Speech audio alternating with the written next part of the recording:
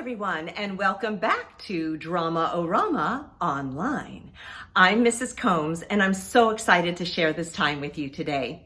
Now, remember to have your journals ready, and let's get started. For today's warm-up, we are going to make a peanut butter and jam sandwich using our imagination. So first we need to get all of our ingredients. So here is our tabletop right here.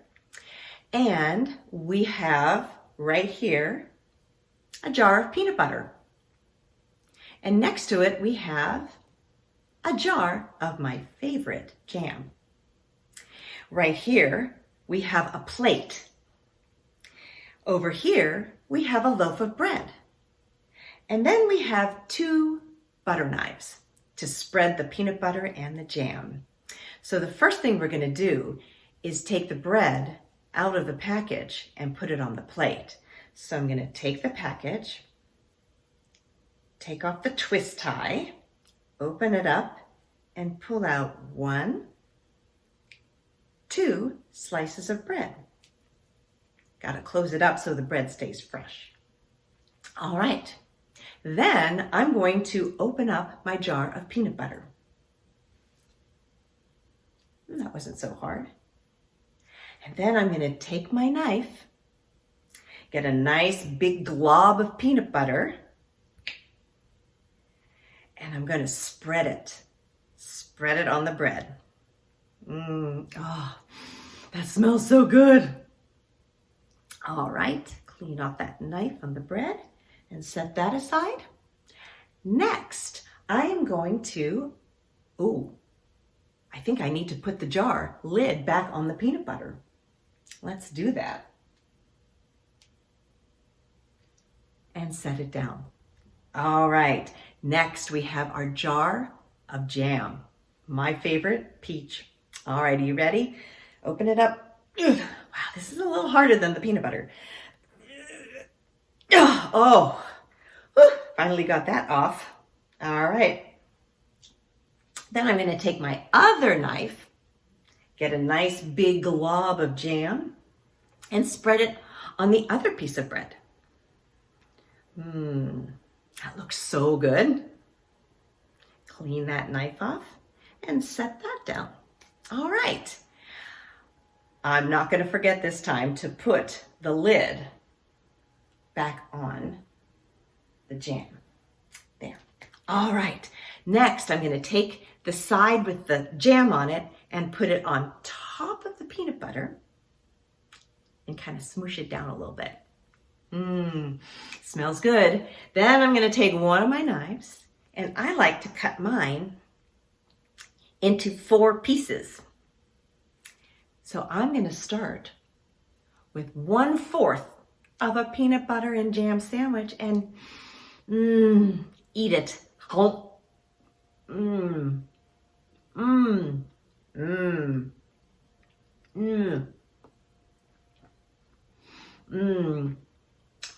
Wow.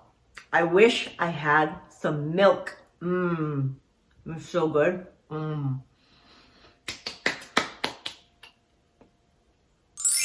Today, we are going to tell a fairy tale using pantomime. And remember, pantomime is the art of communicating emotions and actions using only gestures. And a fairy tale is a make-believe story beginning with a version of Once Upon a Time. And these stories have magical elements to them, good characters and villains, and generally end with happily ever after. Fairy tales were passed down through word of mouth over the years, and they weren't written down until much later. So today, we are going to act out the fairy tale, Stone Soup. You may recognize this fairy tale. I will tell the story as I act it out, and I want you to act it out with me using pantomime. Are you ready? Find your space bubbles, then stand in neutral. Stone Stone Soup, a pantomime fairy tale. A long, long time ago, some weary travelers were wandering through a very, very large forest. Oh, the travelers were tired and hungry and had been walking for hours. Suddenly, they saw some smoke in the distance and followed that smoke until they saw a small village. So then they started to run, and they ran faster and faster. Oh, they wanted something to eat and a place to sleep so badly. They thought, we would do anything for a bowl of hot soup. But when they got to the village and looked around, they didn't see anybody around. So they thought, well, at least we could have a place to sleep, and started setting up their tent. So they got their poles and set them up, kind of like a little teepee. There we go. And got the tarp and threw it over. Well, as they were pitching their tent, some very curious villagers kind of creeped out of their houses and looked at these travelers and said, "What are you doing?" Well, the travelers said, "We've been traveling for days and just want something warm to eat and a place to sleep." Well, the villagers were not very compassionate. They said, "Sorry, but we've had a rough winter and have no food or shelter, so you should just go." Well, the travelers, not wanting to leave, said, "Well, we were planning on making a nice hearty stone soup. If you want, you could join us. There'll be plenty for everybody." And they went, "What? Stone soup? Is that delicious?" And he was like, "Oh, stone soup is the most delicious soup ever made. But we will need firewood." And the villager said, one villager, I know where we can grab some firewood. Everybody, grab some firewood. So everybody picked up some firewood and brought it to the travelers. And the travelers started to build a nice fire. All right, don't forget to put the kindling in there. All right, take 2 sticks, rub them together. Keep rubbing. It's not easy to light a fire. Hey, we got lucky. So, whoosh, nice. Ooh, what a nice warm fire. So one of the travelers had a nice cooking pot, picked it up, set it on top of the fire, and got a bucket, filled it with water,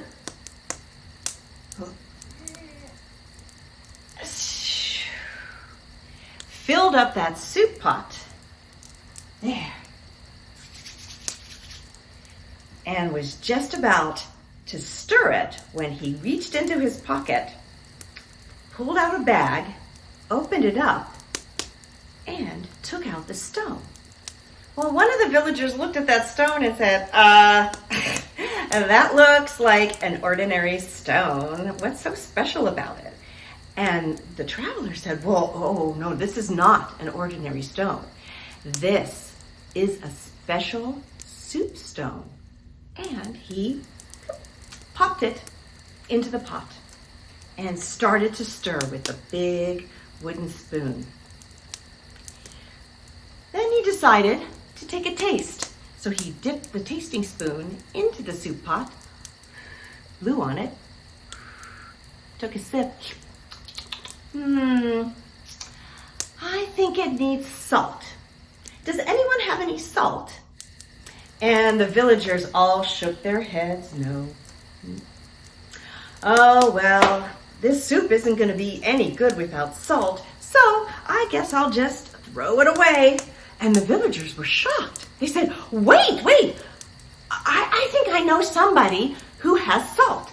I'll be right back. So that villager took off, picked up some salt, brought it back out to the soup pot, took some salt, sprinkled it in, sprinkled a little more, and set that salt down. And the traveler took that wooden spoon and started stirring the soup. Took his tasting spoon.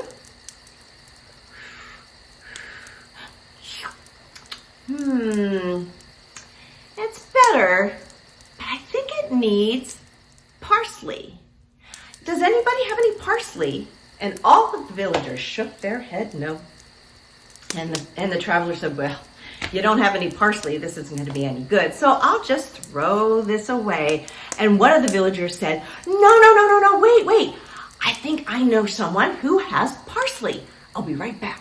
So that villager went off, picked some parsley, washed it off, and then took it to the soup pot, pulled off all the leaves, and put those yummy parsley leaves into the pot. Set the stems aside and let the traveler stir the pot. Take the tasting spoon, take a taste.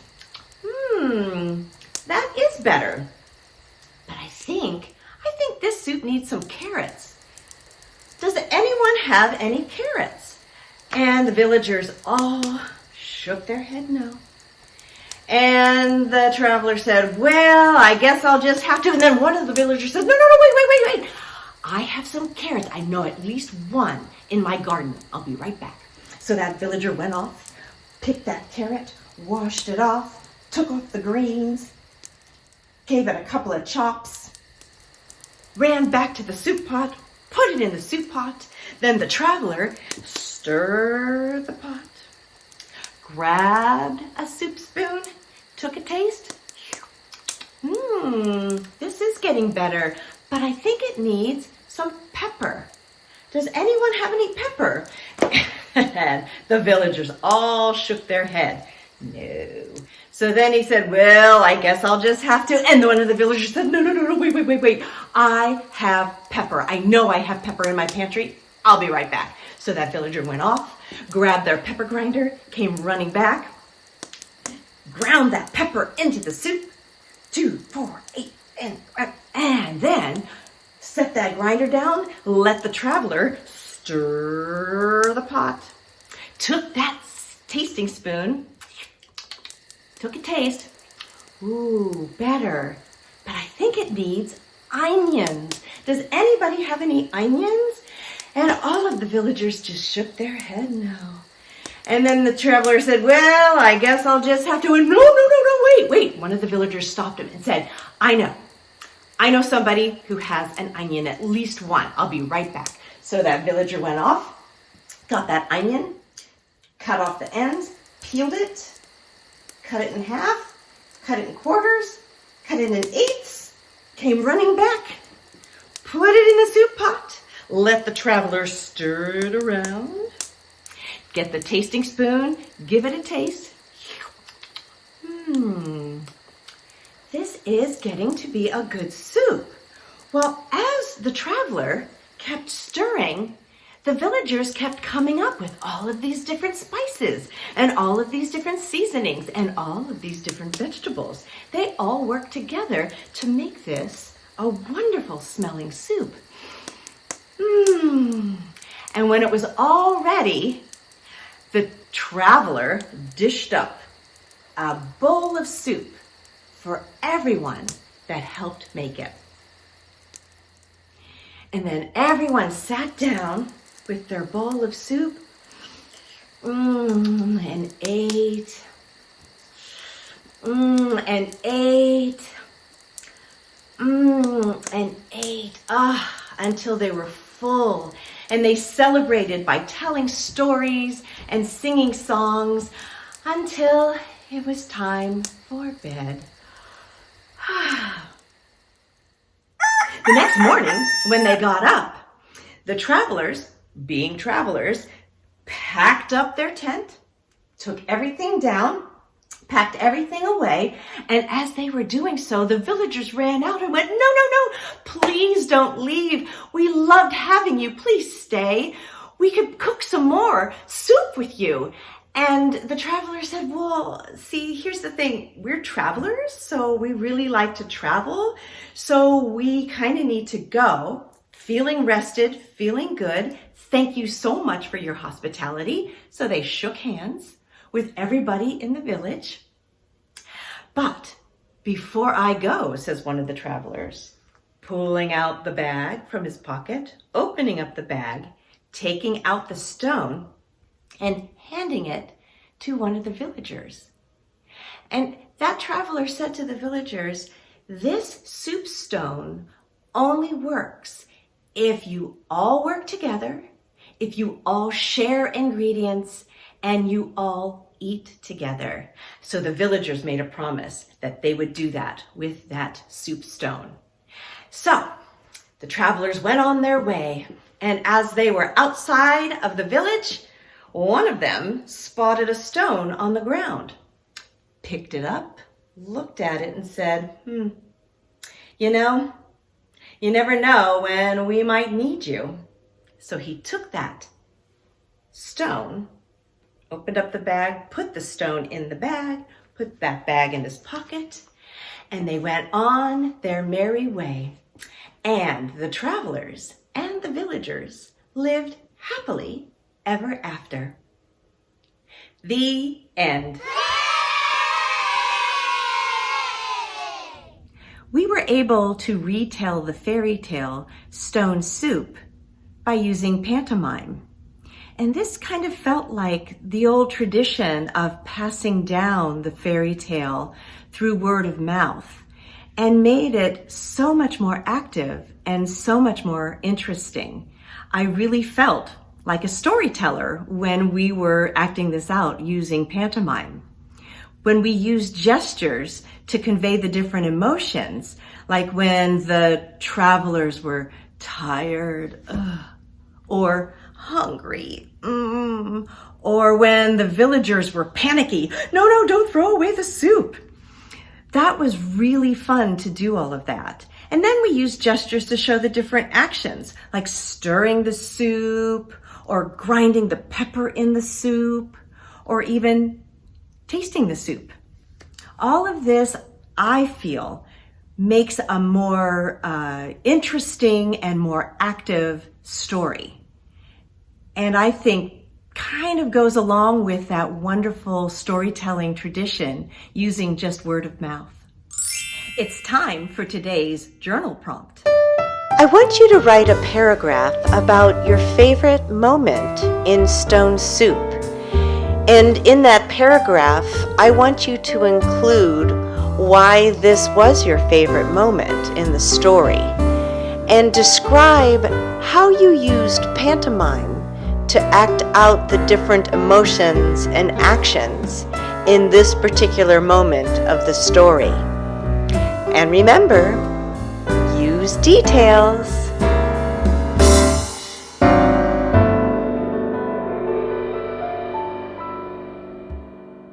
Thank you so much for pantomiming the fairy tale Stone Soup with me today. See you next time.